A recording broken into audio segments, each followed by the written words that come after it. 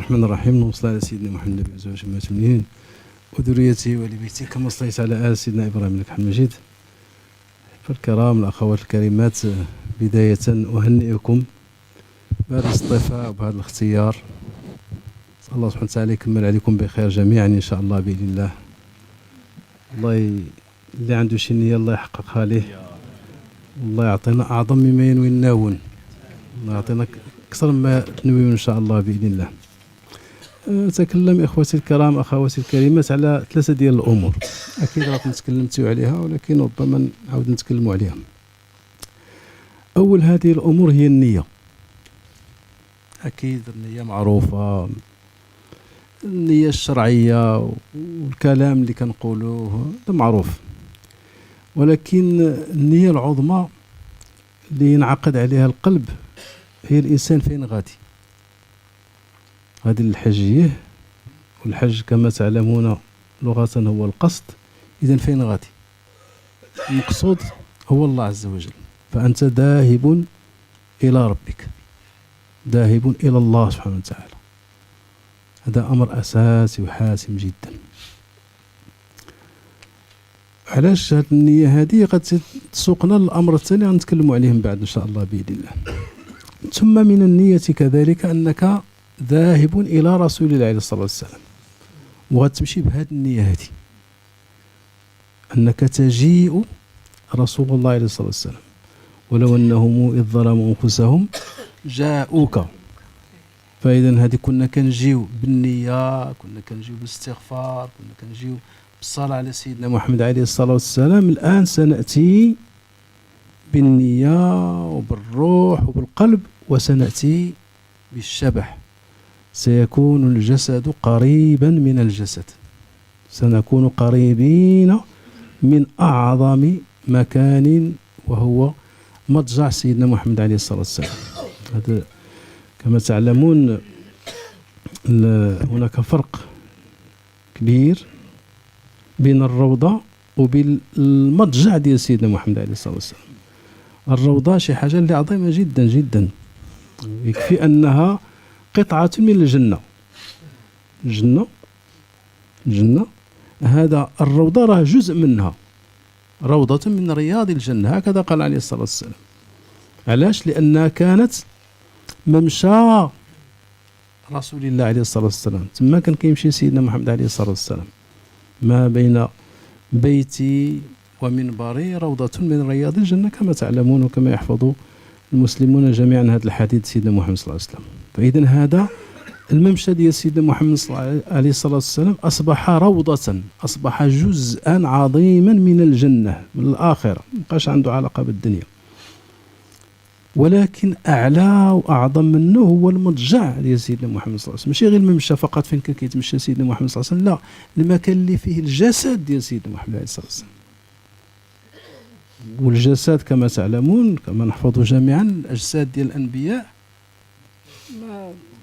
لا يطرأ عليها التغير نهائيا، ما كيكونلهاش لا تراب لا حتى شي حاجة. فإذا جسده كما هو عليه الصلاة والسلام. وعلاش نقول هذا الأمر هذا؟ لأن الجسد عنده علاقة كبيرة بالروح. نعظم تماك النية، فنحن في أعظم مكان على الإطلاق، أفضل مكان في الدنيا وفي الآخرة، أفضل من الجنة. الأمر الثاني إخوتي الكرام أخواتي الكريمات هو الأدب. أحيانا يكون الأدب أعلى وأغلى وأسنى وأسمى من النية. النية شيء أساسي جدا جدا، ولكن لا زاد عضدها الأدب. والأدب كما تعلمون أدب في الظاهر وأدب في الباطن، أدب في الظاهر وأدب الباطن. من أعلى درجات الأدب هو حسن الظن، أن نحسن الظن بالله سبحانه وتعالى أساسا. فالإنسان تماك ما غادي يمشيش يداز مع الذنوب ديالو، انت غادي عند أكرم الأكرمين. ما تفسدش علاقتك بالله سبحانه وتعالى والعلاقة ديالك بسيدنا محمد صلى الله عليه وسلم بالتذكار ديال الذنوب. هي الاستغفار لابد منه، لابد أن نتذكر على كل حال، نبكي وعلى ذنوبنا، نستغفر الله سبحانه وتعالى على تقصيرنا، هذا لابد منه. ولكن نعظموا حسن الظن بالله سبحانه وتعالى، أن ما جابك غير يعطيك، أتاك بك لذلك المكان ليعطيك أعظم ما يعطي الناس، فاختارك من هاد الملايين، بل هاد الملايير ديال البشر غير المسلمين راه 2 مليار تقريبا، اختارك وداك لتماك. علاش؟ باش يكرمك. فتنقولوا ضيوف الرحمن، الضيف كيف يتعامل معه؟ يتعامل معه بواحد الكرم غير متناهي. فإذا هذا من هذا الباب هذا لا بد أن نحسن الظن بالله سبحانه وتعالى. ومن حسن الظن بالله سبحانه وتعالى أننا غادين عند الكريم عليه الصلاة والسلام. شنو قال عليه الصلاة والسلام؟ الله المعطي وأنا القاسم، الله المعطي وأنا القاسم. فإننا غادين عن سيدنا محمد صلى الله عليه وسلم ليقسم لنا. كذلك من الأدب حسن الظن، وهذا من الأدب الباطني كذلك حسن الظن بخلق الله، وهذه ماشي سهلة أن نحسن الظن بالجميع، وخاصة في هذاك الأماكن الطاهرة في مكة المكرمة وفي المدينة المنورة. وهذا يقودنا مباشرة إلى الأدب والأخلاق الظاهرة. الإنسان يحاول ما أمكن الله يرزقنا هذا الأمر هذا، الله يرزقنا جميعا، أن نبتعد عن المجادلة والمشاحنة.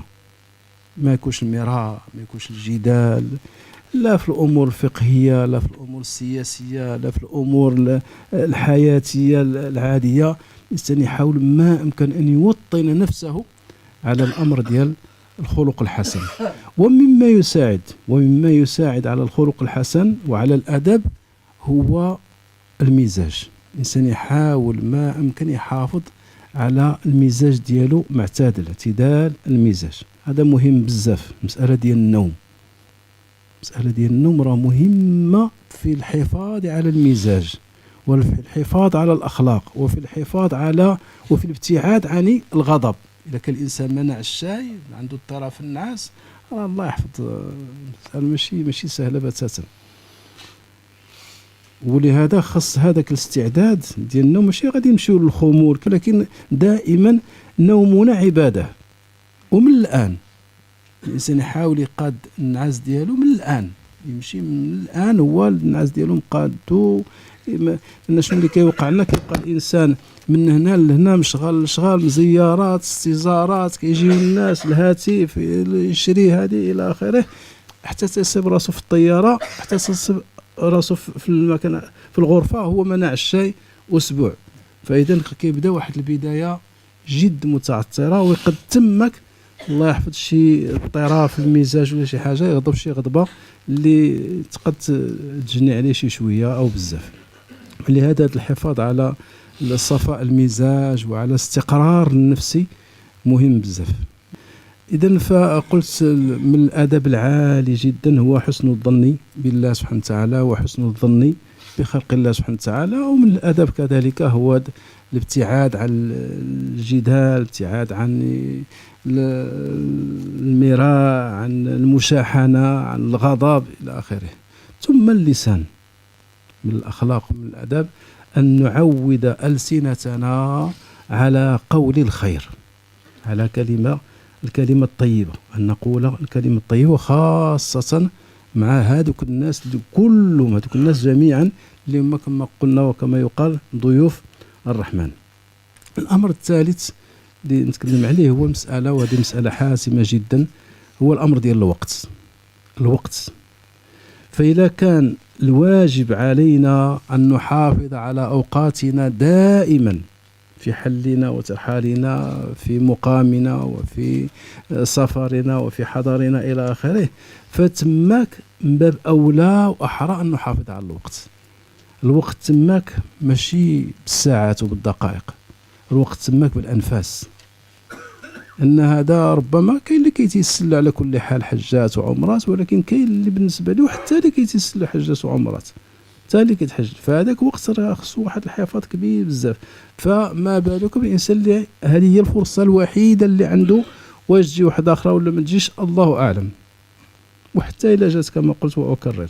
فإذا هذه المسألة هذه ديال الوقت خص واحد التعامل معها حازم جدا جدا، ونخصص أوقاتنا لأعظم الأعمال. والأعمال كما تعلمون وكما تعلمنا في هذه الجامعة المباركة، الأعمال عملان. كاين الأعمال ديال الجوارح، وهذه مهمة بزاف ماشي سهلة. الإنسان يدير برنامج، يمشي بالبرنامج، شحال غادي نقرا، شحال نذكر الله سبحانه وتعالى، شحال نقرا ديال القرآن، شحال نصلي على سيدنا محمد صلى الله عليه وسلم، ويمشي بهذاك البرنامج مكتوب من الآن معاه، مكتوب، ويحاسب نفسه عليه في ذاك المكان. فهذه مسألة مهمة بزاف. ويخصص كثير من الأوقات ديالو للمرابطة في المسجد النبوي أو للمرابطة في الحرم المكي. الرباط هذا شيء عظيم جدا. فهذا الأعمال ديال الجوارح، ولكن أعظم من هذا ومع بعضه هو العمل ديال القلب. كيفاش إخواني الكرام وأخواتي الكريمات، في هذاك المكان الطاهر، سواء في الحرم المكي أو في الحرم المدني مع رسول الله عليه الصلاة والسلام، كيفاش نخليو القلوب ديالنا تخدم تعمل، ماشي نشتغلوا فقط بالأعمال ديال الجوارح. مهمة أعمال الجوارح مهمة جدا جدا نستاهل، ولكن كيف نخطو إلى الله بقلوبنا خطوة وخطوات، كما كان يقول سيدي عبد القادر الجيلاني رحمة الله عليه: اخطو إلى الله بقلبك خطوة. فقد الإنسان يكون في عمل دائب بالجوارح ديالو مزيان، هو عنده الثواب وعنده الأجر، ولكن الذي نبحث عنه هو النور. ماشي غير الأجر فقط، الأجر عظيم جدا، ولكن أعظم منه هو النور. والنور لا يتأتى إلا بعمل القلوب. كيفاش تعمل هذه القلوب؟ ومن أهم أعمال القلوب، أعلى ماشي من أهم، أعلى أعمال القلوب هو الحب. كيفاش؟ والحب كما تعلمون حب مراتب ودرجات. حب الله عز وجل أعلاها وأسناها. كيفاش القلوب ديالنا في هذاك المكان يعني تتعلق بالله سبحانه وتعالى، تزيد تعلقا بالله سبحانه وتعالى. كذلك كيف أساسي جدا كيف نحب ونتعلق برسول الله عليه الصلاة والسلام، ثم نحب المؤمنين والمؤمنات اللي معنا والمسلمين بصفة عامة اللي كاينين تماك. من هذا العمل القلبي وعنده علاقة حتى بالعمل الجوارحي في المدينة المنورة، وخاصة عندما نكون بجانب رسول الله عليه الصلاة والسلام. لا تكون صلاتنا على رسول الله عليه الصلاة والسلام أمامه أو بجواره لا تكون بصيغة الغائب. كنصليوش على غائب، نخاطب، كنصليو على سيدنا محمد عليه الصلاة والسلام بصيغة المخاطب، أننا نخاطبه. وهذا من اليقظة القلبية، أن الإنسان يتيقظ إلى هذا الأمر. من الأدب كذلك مع رسول الله عليه الصلاة والسلام أن نعتبر أنفسنا ننوب عن أمته. الأمة ديال سيدنا محمد عليه الصلاة والسلام مظيومة، المصائب تحيط بها من كل جانب، تداعت عليها الأمم كما تعلمون. نحن كنشوفوا الوضع ديالنا، فأنت اختارك الله عز وجل فتعتبر نفسك نائبا عن أمة رسول الله عليه الصلاة والسلام. أنك ماشي راسك فقط، ما غاديش راسك فقط، غادي راسك تماما للحجة ديالك، ولكن تستحضر الأمة ديال سيدنا محمد عليه الصلاة والسلام في الدعاء، في التوجه إلى رسول الله عليه الصلاة والسلام، في البكاء على الله سبحانه وتعالى في الأماكن الطاهرة كلها، تدعو وبقوة وبحرارة لأمة رسول الله عليه الصلاة والسلام، عسى أن يفرج الله سبحانه وتعالى كربتها. الله سبحانه وتعالى أن يتقبل منكم إخوتي الكرام وأخواتي الكريمات، وأن تعودوا إن شاء الله كما كان يعلمنا سيدنا السلام رحمة الله عليه: إن لم تستطيعوا أن تذهبوا برسول الله عليه الصلاة والسلام فلا أقل من أن تعودوا برسول الله. فإذا نعود بهذا الأمر الأعظم، بحب الله، بحب رسول الله عليه الصلاة والسلام. الله يتقبل منكم والله يحفظكم، واستغفر الله العظيم.